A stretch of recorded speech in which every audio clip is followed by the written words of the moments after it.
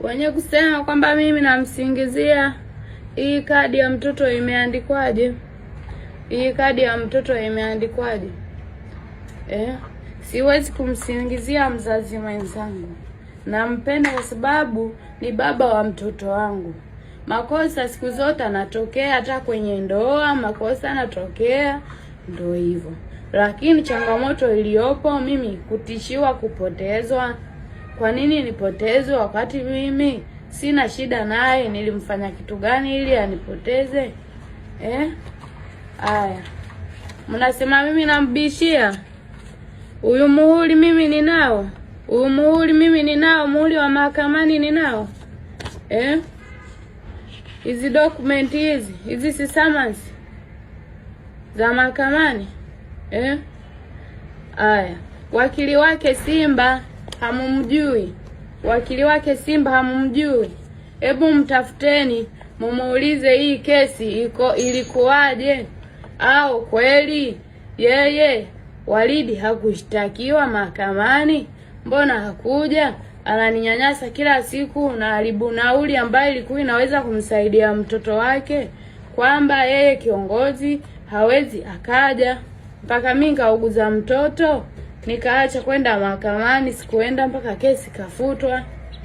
Kesi ilipofutwa akaanza kunitafuta, akaniita ofisini kwake, nikaenda, akaniambia tusameheane, aishe, mtoto ndamsaidia, ndamtafutia cheti, ndamtafutia passport, kila kitu, mtoto ndamsaidia. Baadaye ikafika siku namuuliza kuhusu passport, cheti, ananiambia mimi ataniua. Maaskari wake wanataka kunipiga ofisini kwake. Kweli utu gani? Utu gani kweli shehe? Sijaja ofisini kwako kwa ajili ya ubaya. Nilikuja tuelewane, wewe mzazi mwenzangu, tuelewane. Tuone tunafikia hatua gani kuhusu mambo ya mtoto. Lakini unawapigia maaskari mimi wanifukuze hapo, wanipige, waninyanyase. Uhurumii mwanao, uhurumii damu zako kweli? Ile ni kujidhalilisha.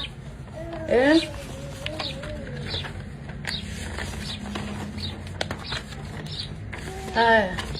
Hii ni nini hii? Huu muhuri wa nani? Huyu muhuri wa nani? Hebu mtafuteni huyo, mumuulize kama mimi hii ndo nilisaini. Kweli, hii ndo nilisaini.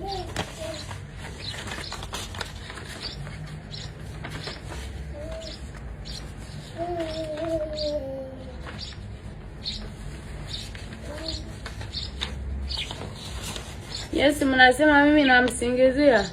Mimi simsingizii wala siwezi kumsingizia. Haiwezekani.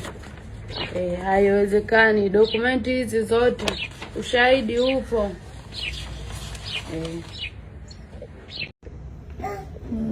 Achana nao. Mheshimiwa Rais Samia Suluhu Hassan, mama yangu, mlezi wa watu wengi, niko chini yako mama yangu, nimepiga magoti na nanyanyasika mimi. Nanyanyasika. Mama, naomba nihurumie, unisaidie mimi. Nakosa amani ya kumlea mwanangu, nahangaikishwa na mzazi mwenzangu Sheikh Walidi Alhadi Omar Kawamba, Sheikh wa mkoa wa Dar es Salaam. Mama ananinyanyasa mpaka nimeshaenda mahakamani.